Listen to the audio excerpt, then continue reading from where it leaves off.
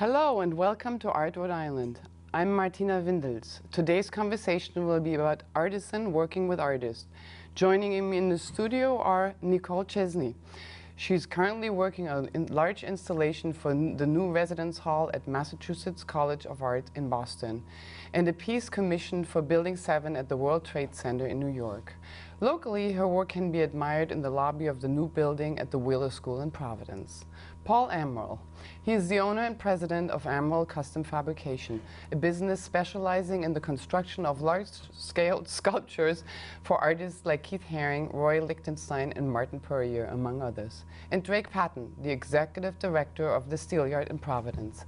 Founded 10 years ago, on the site of the former Providence Steel and Iron Complex, the Steelyard is an industrial arts facility and education center in Olneyville.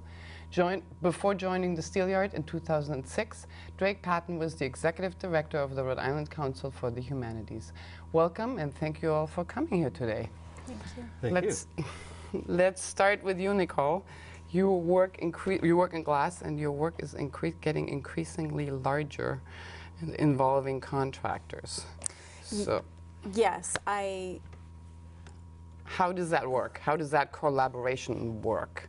Well, in the last 4 or 5 years, my studio practice has evolved in such a way that I continue to make unique studio works that are a very solitary pursuit, and I have been also getting these larger public scale, architectural scale commissions, and that relies upon an enormous amount of outside help. So the piece at the Wheeler School, that was the first large installation that you worked on? That was the first piece that existed in a public space, so to speak. And that required severe help, big help with contractors. Exactly, and outside fabricators. And I had done a project for a private residence on a similar scale, but the nature of a private residence is entirely different than a highly trafficked public space. There's a video here of your work, so let's take a look at that. And it has some of the work in it. I think that's every artist's dream, is that you have opportunities to create pieces that are far bigger in a way than the tangible result at the end. I had gotten to know Providence a little bit as an undergrad in Boston and decided that the art community seemed great. It was a really reasonable cost of living for a great quality of life, close to Boston, close to New York. I just decided that I would give it a try. If I didn't like it, I could always move. Every day I'm here, I love it more and more. I just have never lived and worked anywhere where it was easier and more conducive to making my work. I could never have this life in Boston or New York. The Chamber of Commerce here understands that artists are businesses, so I'm able to, as a chamber member, buy health insurance. I mean, those things are hugely important to me. But there's still enough smaller shops that they're interested and willing to do the kinds of projects that artists need. The glass is now all cut and edged for me, and the fabricator I have the longest relationship with, they're right here. They are incredible, and it's having resources like that make all the difference. So these resources you talk about, are they not as readily available other places? Is that what I gather from that? Yeah, it's been my experience. Not only are they available in abundance in this area, but I find that there's an ease of accessibility. People are very willing to exchange referrals. This is something that we had talked about before the program even began. Small town. Yeah, it really is, and that in and of itself is a treasure, because you can't know what's available if someone's not willing to share that with you. These are hyper-specialized things that you can't just Google or So you couldn't do your work without them. So then, when you decided to move to Rhode Island, was that a reason? Was that a Well, my work has evolved since arriving in Rhode Island, capitalizing upon the resources that are here. I mean, if I didn't have access to the resources that are here, I would be working very differently. But I feel that my artistic growth has had a lot to do with the fact that with the aid of all of the other artisans and fabricators in this area, I'm able to focus on the highest and best use of my time. Right, so it's like, it's a back and forth. Yes. Like, because you have the services, your work changes, and now you couldn't do your work without this. And I don't have any staff, so this whole amazing team of people that helps me achieve my work allows me to actually not have staff, which allows me to be more flexible and more creative because I can simply focus on pursuing exactly what it is I want to pursue.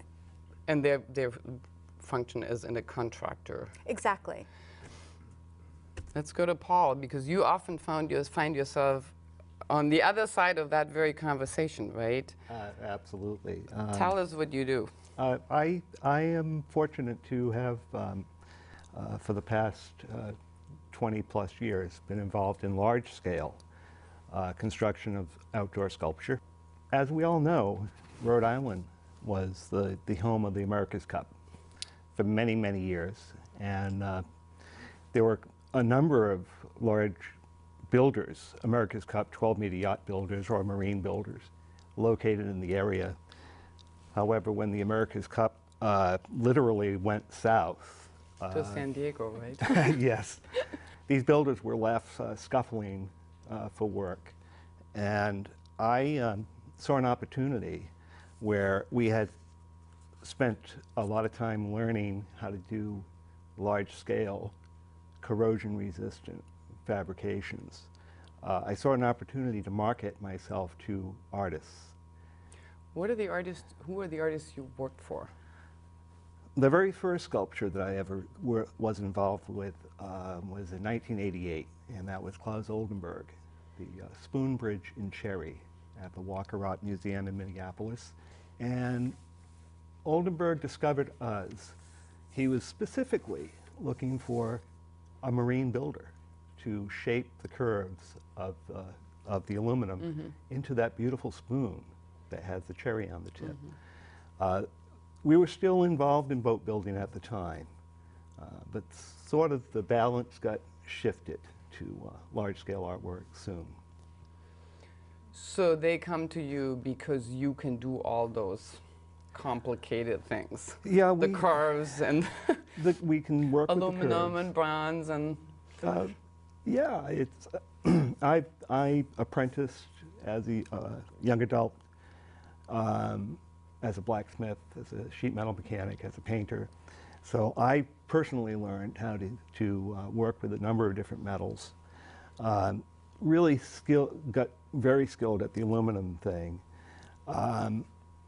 And when I went out marketing to some of the artists, we had very good success. I followed up the Oldenburg with landing a project from the Roy Lichtenstein Foundation, and it was the biggest outdoor sculpture collection that they had ever commissioned. And we were very successful with it. And I followed that up with a bronze by Martin Purrier that's at the Ronald Reagan Center in Washington, D.C. So we've had some really good success. And you also do the work for some of the local artists. I know that Jonathan Bonner's piece. Yes, I've worked with built Jonathan in your shop. So Jim Reynolds, Tom Odell, who's a Cape Cod artist, and a couple of other people. We've been able to service them. Yeah. So the success of this is because you are so highly specialized? I think so. You know, we building America's Cup yachts is to a Lloyd's Registry of Shipping specification, which is extremely stringent. It requires strong, light, corrosion resistant. And we took that same technology and applied it to large-scale art. And same conditions, just doesn't have to float, right? It doesn't have to. It doesn't have to float. It has to withstand hurricane force winds Yeah. if you're going to put it on South Coast Florida location. So there's some strength issues that you do concern yourself with. And those same techniques just carry over beautifully to the large-scale art. And what we've discovered is that our artwork is outlasting a lot of our competitors. That's good. Yes. Yeah. So is metalworking the sort of the beef of it? Is that sort of your real, the largest part of what you do? It is. It is. It's a long history of that in Rhode Island, too. A long history of metal building. Actually, However, speaking of, sorry, I didn't mean to I'm cut sorry. you. However, I did spend some time with some of the fiberglass builders, too, and we have some skills there. Speaking of metalworking, Drake, at the Steel Yard, you make lots of things out of metal. We do. Let's hear about that. Well, it's an interesting follow-up to both of you. We are on the former site of Providence Steel and Iron, and this was a very long-term business in Rhode Island that failed in the beginning of this century, and we've sort of rethought how that business happened. So today we are teachers, but we're also designers and builders, so we sort of incorporate what you've been speaking about. And really, as you said, Martina, we're building on a tradition. And I think the critical piece for us is that we're interested in building a sort of new scale and economy of metalworking. We don't only teach metals, we also work in ceramics and glass, but there's no question that forging, welding, casting, small metal, so jewelry and hollow work are our primary focus. So the classes you offer, who takes them? Pretty much anyone. I mean, in metal, on the metal side, it has to be 16 and up, but we have everything from retirees to lawyers to RISD students to young kids who, you know, want to make a crazy bike or have this fantasy about building something really large and crazy. So it's functional and artistic, and our focus is on really on both. We don't privilege one or the other. Now, a component of this, though, is workforce training, right? Yes. And that is, it's a little different as far as the audience goes and as far as the structure of the class goes. Yes, and in part, I think our desired outcomes. We are really focusing on 18 to 24-year-olds. We found that that's a group of young people, in the majority males at this point, who are underemployed, unemployed, and kind of forgotten. There are a lot of programs that meet their needs. How many students do you have in the class? 10 per class. It's a very small class format. Our focus is on not necessarily building a new generation of metal workers, but we want to give them the skill set, and you speak to this very well because there's a lot of directions you can take it once you've got the skill.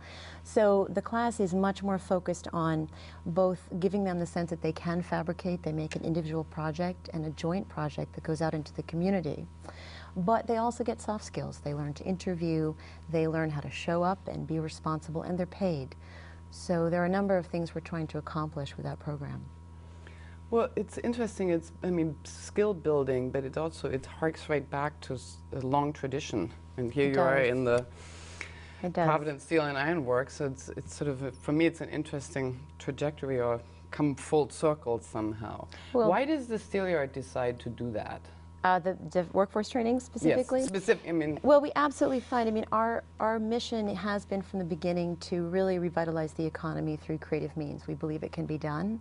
And with this particular generation, we are seeing the traditions that are Rhode Island based, this sort of vernacular knowledge that we have in industry, as really coming forward and being our strength. It's just at a different scale. I mean, we have to accept that. And I think both of you spoke to that. I mean, there's a different level of production happening. There's an incredible ability to connect in with a knowledge base and other skill sets. We don't do everything at the Steel Yard, but everything that we do with our public projects, which is a street amenities project we do where we put things out onto the street, garbage cans, bike racks, tree guards. So those are all using other skill sets from other people. So there's a real need for that kind of skill. We believe hands-on making stuff, I think like that, we used to. Yeah. I think that changes how the world works if people understand process. I think, I'm sure both of you see that. I mean, it's a eye-opening moment for people just to understand how something works. So. That good old hands-on stuff, right? So do you see a potential for that to grow in Rhode Island? I mean, we happen to also be at a point in the economy where where people need jobs and things to do. So can this be scaled up? Absolutely. I mean, I think for us, and maybe we're, maybe we're very idealistic, but that's worked so far.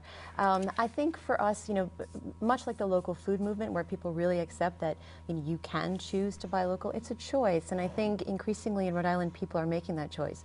We are seeing businesses who are asking us for skilled labor. They want it. They know that if someone goes through our program, they're going to have a certain skill set, so we pride ourselves on that. But I think it's actually the key to the future. I think we just have to acknowledge that there is an appropriate scale within which our creative world, which Rhode Island is so strong in still, can exist. And I think it's absolutely possible. How many employees do you have? Right now, about 16. And you train them, and they must be also highly specialized in. Yeah, I've been fortunate enough that in the metal shop, I'm able to pick and choose from highly skilled people. The paint shop is a little different. It's dirty work, it's hard work, it's back-breaking work, really. We do a lot of sanding. So there's a young crew, and they've been extremely loyal. I've had one guy sanding for almost 6 years now. He just loves working on what he's working on. So they get excited about the projects they work on? Yeah. Because I was very excited coming to your shop, and it's the closest I've ever been to a Keith Haring or I a wanted Liechtenstein. to talk about the skill sets that we're discussing. And one of the things about the art industry is that there's a lot of skill sets that are no longer economically viable outside of outside of the art world, in the commercial world. Lost wax casting, who does that? Right. No commercial entity in its right mind would think of lost wax casting something. But certainly in the art world, it's critical. And it's common. So and in Rhode Island, you can find it. Yeah. It's almost like a repository of lost skills. I like that, a repository of lost skills. And it's extremely important. Will it ever come back again in the future on a commercial level? Probably not. But here's where you're going to find these skills 150 years from now. And for me, as an artist who is the great beneficiary of what both of you are contributing to the community, is that I'm only interested in making one unique object. So for me to reach out to a traditional manufacturer or fabricator whose model is based on thousands of widgets and with the primary goal of the lowest cost per unit, my goal is the most unique work of art with unwavering attention to detail and whatever it takes in service of that goal. And it's when an artist finds someone willing to bring a sense of ownership to that project, the experience is, I wouldn't be able to do the projects that I do if I didn't have those relationships. And whether either of you realize it or not, I have actually pursued applying for projects knowing that, for example, there are resources even that I'm not currently using, but I could have this. We could reach out to the steel yard if this was accepted, and that's exciting. Well, another part of that is you're doing now a project in Massachusetts and one in New York, and you're working with people in Rhode Island to make these projects. So not only is this a skill that is needed and that is thought after, but it can also be sort of exported in a way because of your work. And that goes for you too. When I was there was a piece coming back from the Dominican Republic to be repaired. So that's right. That sort of has economic implications beyond Rhode Island in that way. So I guess we should... Tomorrow I'm meeting with someone about a possible project in Beijing. You get to go there then? Possibly. That would be fun. I would like to ask you all to make a closing statement, and it's kind of long and convoluted because I think what we're trying to tackle here is kind of a bigger thing. So and part of it we already answered, but does this kind of specialized manufacturing present an opportunity for Rhode Island? And do the industrial arts have a potential to grow with that? And if so, how? Should Rhode Island expand that niche or that sort of opportunity? If so, why? And also, where do you see your own organization, your own work in that possible trajectory? Well, as someone who is increasing relying on that skill set, I of course would like to see it enhanced and expanded. I can't speak specifically to the economic impact of it, but I know that my relationship with the teams that I work with, they are meaningful, substantive jobs, as opposed to low wage. You know, and I think that that's critical. That can't be underestimated. The impact of that can't be underestimated today. So you want to? Well, I mean, I just think that the idea of labor and craft, I mean, I think we've let that go as something valuable. And that's not just true to Rhode Island, that's true nationally. But I think putting up sort of new value on that, and I actually do think it's an answer for Rhode Island. It's probably not the answer. I think there are a lot of things that need to be part of the answer. But Rhode Island had a tradition. We sort of abandoned it, but the knowledge is still there, and to pick that up again and to sort of celebrate it, and also to recognize its role. I mean, skilled labor is incredibly important. We abandoned it. Why?